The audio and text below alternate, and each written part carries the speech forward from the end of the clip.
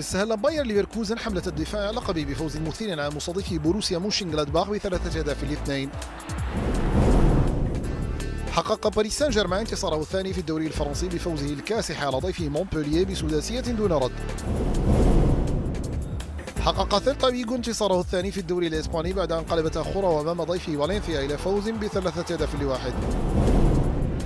وحقق فياريال فوزا في الوقت القاتل على حساب مضيفه إشبيليا ب2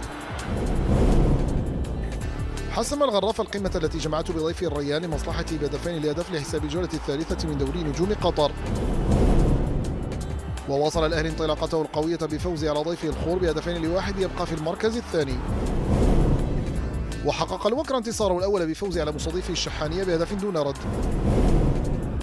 أعلن النادي العربي القطري ضم مهاجم المنتخب الأردني يزن النعيمات قادمة من الأهلي لموسم واحد.